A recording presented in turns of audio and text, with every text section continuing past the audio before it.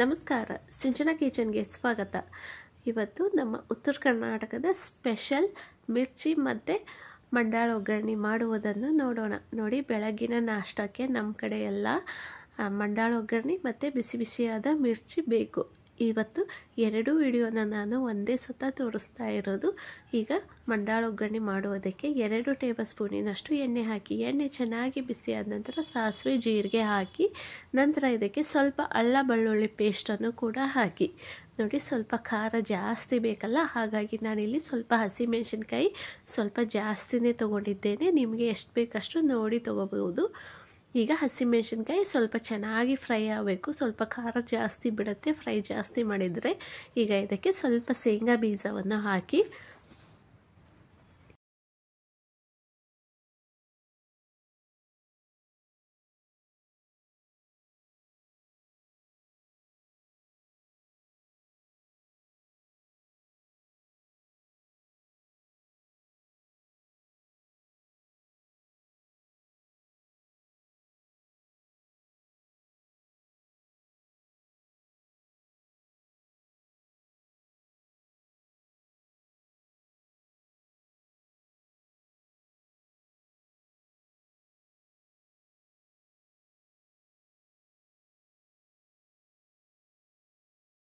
ಈಗ ಸ್ವಲ್ಪ ಕರಿಬೇವನ್ನು ಹಾಕಿ, ಹಾಗೆ ಒಂದು 2 ಉಳ್ಳಾಗಡ್ಡಿಯನ್ನು ಸ್ವಲ್ಪ ದಪ್ಪಗನೆ ಕಟ್ ಮಾಡಿ ಹಾಕಿ ಚೆನ್ನಾಗಿ ಫ್ರೈ ಮಾಡಬೇಕು.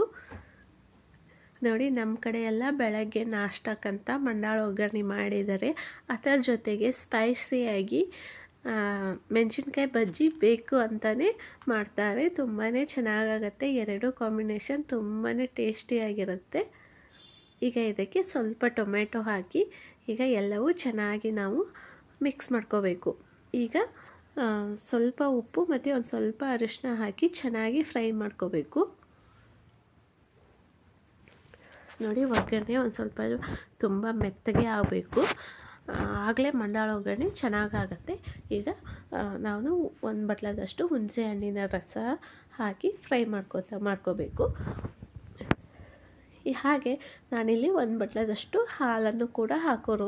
ಮಂಡಾಳ ಒಗ್ಗರಣೆಗೆ ಹಾಲು ಹಾಕಿ ಮಾಡುವುದರಿಂದ ತುಂಬಾ ಚೆನ್ನಾಗಾಗತ್ತೆ. ಹುಣಸೆ ಹಣ್ಣಿನ ರಸ ಹಾಕಿದ ನಂತರ ನಾವು ಸ್ವಲ್ಪ ಹಾಲು ಹಾಕಬೇಕು. ಹಾಲು ಒಗ್ಗರಣೆಯಲ್ಲಿ ಒಡಿಬೇಕು, ಆಗಲೇ ಮಂಡಾಳ ಒಗ್ಗರಣೆ ಟೇಸ್ಟಿ ಆಗುತ್ತೆ. ಸ್ವಲ್ಪ ಕೊತ್ತಂಬರಿ ಸೊಪ್ಪನ್ನು ಹಾಕಿ ಈಗ ಒಗ್ಗರಣೆ ಚೆನ್ನಾಗಿ ನಾವು ಕುದಿಯಲು ಬಿಟ್ಬಿಡಬೇಕು. ಮೇಲ್ಗಡೆ ಎಲ್ಲ ಎಣ್ಣೆ ಬರಬೇಕು. ಆ ಥರ ಅಷ್ಟೊತ್ತಿಗೆ ನಾವು ಇಲ್ಲಿ ಚುರುಮುರಿಯನ್ನು ತೋಯಿಸ್ಬಿಡಬೇಕು. ಚುರುಮುರಿ ಸ್ವಲ್ಪ ನೀರಿನಲ್ಲಿ ಜಾಸ್ತಿ ಹೊತ್ತು ತೊಳೆದು ನಾವು ತುಂಬ ಜಾಸ್ತಿ ನೆನೆಯಲು ಬಿಡಬೇಡಿ. ಸ್ವಲ್ಪ ಮಂಡಾಳು ನೆನೆದರೆ ಸಾಕು, ನೀರಿನಿಂದ ಹಿಂಡಿ ತೆಗೆದುಬಿಡಬೇಕು ನಾವು. ಈಗ ಒಗ್ಗರಣೆ ಕೂಡ ಚೆನ್ನಾಗಿ ಕುದ್ದು ಫ್ರೈ ಆಗಿದೆ. ಈಗ ಇದಕ್ಕೆ ಮಂಡಾಳನ್ನು ಹಾಕಿ ನಾವು ಕಲಿಸ್ಬಿಡಬೇಕು.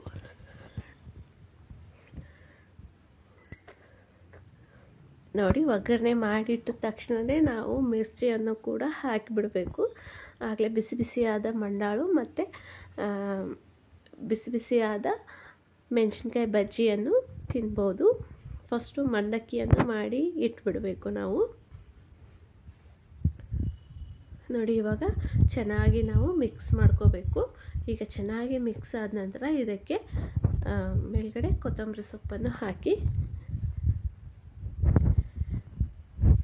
ನೋಡಿ ಇವಾಗ ಬಿಸಿ ಬಿಸಿಯಾದ ಮಂಡಾಳ ಒಗ್ಗರಣೆ ರೆಡಿ ಆಯಿತು. ಈಗ ಮೆಣಸಿನ್ಕಾಯಿ ಬಜ್ಜಿ ಹೇಗೆ ಮಾಡುವುದು ಅಂತ ನೋಡೋಣ ಬನ್ನಿ. ನೋಡಿ, ನಾನಿಲ್ಲಿ ಮೆಣಸಿನ್ಕಾಯಿ ಬಜ್ಜಿಯನ್ನು ತುಂಬಾ ಕ್ರಿಸ್ಪಿಯಾಗಿ ಮತ್ತು ತುಂಬ ಸಾಫ್ಟಾಗಿ ಮಾಡುವುದು ಹೇಗೆ ಅಂತ ನಾನಿಲ್ಲಿ ನಿಮಗೆ ತೋರಿಸ್ತೀನಿ. ಅದಕ್ಕೂ ಮುಂಚೆ ನಾವು ಹಸಿಮೆಣಸಿನ್ಕಾಯಿಯನ್ನು ಕಟ್ ಮಾಡಿ ಸ್ವಲ್ಪ ಈ ಥರ ದಪ್ಪಗೆ ಇರೋ ಹಸಿಮೆಣಸಿನ್ಕಾಯನ್ನು ತೊಗೋಬೇಕು. ಇದನ್ನು ಮಧ್ಯಭಾಗದಲ್ಲಿ ನಾವು ಈ ಥರ ಕಟ್ ಮಾಡಿ ಇಟ್ಬಿಡಬೇಕು. ಈಗ 1 ಬಟ್ಲದಷ್ಟು ಹಸಿ ಕಡಲೆ ಹಿಟ್ಟು, ಅದಕ್ಕೆ ರುಚಿಗೆ ತಕ್ಕಷ್ಟು ಉಪ್ಪು, ಒಂದು ಸ್ವಲ್ಪ ಸೋಡಾ ಪುಡಿ ತುಂಬ ಜಾಸ್ತಿ ಹಾಕಲು ಹೋಗಬೇಡಿ, ನೋಡಿ ಹಾಕಿ. ಈಗ ಇದಕ್ಕೆ ಸ್ವಲ್ಪ ಅಜ್ವೈನು ನಾನಿಲ್ಲಿ ಒಂದು ಸ್ವಲ್ಪ ಜಾಸ್ತಿನೇ ಹಾಕಿರೋದು. ನೋಡಿ, ಅಜ್ವೈನ್ ಹಾಕಿದ ನಂತರ ಜೀರಿಗೆನೂ ನಾನಿಲ್ಲಿ ಒಂದು 2 ಟೇಬಲ್ ಸ್ಪೂನಿನಷ್ಟು ತೊಗೊಂಡಿದ್ದೀನಿ. ಹಾಗೆ ಬಿಸಿ ಬಿಸಿಯಾದ ಎಣ್ಣೆಯನ್ನು ಒಂದು 3 ಟೇಬಲ್ ಸ್ಪೂನಿನಷ್ಟು ಹಾಕಿ. ನೋಡಿ, ಬಿಸಿಯಾದ ಎಣ್ಣೆ ಹಾಕೋದ್ರಿಂದ ಬಜ್ಜಿ ತುಂಬಾ ಮೇಲ್ಗಡೆ ಕ್ರಿಸ್ಪಿಯಾಗಿ ಚೆನ್ನಾಗಿ ಬರುತ್ತೆ. ಎಷ್ಟೋ ತಣ್ಣಗಾದ ನಂತರ ಬಜ್ಜಿ ತುಂಬಾ ಕ್ರಿಸ್ಪಿಯಾಗಿರುತ್ತೆ. ಹಾಗಾಗಿ ನಾವು ಸ್ವಲ್ಪ ಬಿಸಿ ಬಿಸಿಯಾದ ಎಣ್ಣೆ ಹಾಕಿ ಚೆನ್ನಾಗಿ ಹಿಟ್ಟಿನಲ್ಲಿ ಕಲಸಬೇಕು. ಈಗ ನೀರು ಹಾಕಿ ನಾವು ಸ್ವಲ್ಪವೂ ಗಂಟಿಲ್ಲದ ಹಾಗೆ ಕಲಿಸ್ಕೋಬೇಕು. ನೋಡಿ, ಬಜ್ಜಿ ಹಿಟ್ಟು ನಾವು ಕಲಸುವಾಗ ತುಂಬ ನೀರಾಗಿಯೂ ಇರಬಾರ್ದು ಮತ್ತು ತುಂಬ ಗಟ್ಟಿಯಾಗಿಯೂ ಇರಬಾರ್ದು, ಮೀಡಿಯಮ್ ಆಗಿ ಇರಬೇಕು. ನೋಡಿ, ಇಷ್ಟಿದ್ರೆ ಸಾಕು. ಇನ್ನೂ ಒಂದು ಸ್ವಲ್ಪ ಗಟ್ಟಿಯಾದರೂ ಪರವಾಗಿಲ್ಲ. ನೋಡಿ, ಇವಾಗ ಮೆಣಸಿನ್ಕಾಯಿಯನ್ನು ನಾವು ಎಣ್ಣೆಯಲ್ಲಿ ಹಾಕುವಾಗ ಈ ಥರ ಹಾಕಬೇಕು. ಫಸ್ಟು ಹಿಟ್ಟಿನಲ್ಲಿ ಅದ್ದಿ ಈ ಥರ ನಾವು ಬಾಣಲೆಗೆ ಸವರಿ ಎಣ್ಣೆಯಲ್ಲಿ ಬಿಡಬೇಕು. ಆಗಲೇ ಮಿರ್ಚಿ ಈ ಥರ ಅರ್ಧ ಭಾಗದಷ್ಟು ಮಾತ್ರ ಮಿರ್ಚಿ ಚೆನ್ನಾಗಾಗತ್ತೆ. ಈ ಥರ ನೀವು ಮಿರ್ಚಿ ಹಾಕೋದ್ರಿಂದ ಕ್ರಿಸ್ಪಿಯಾಗಿ ಚೆನ್ನಾಗಿರುತ್ತೆ.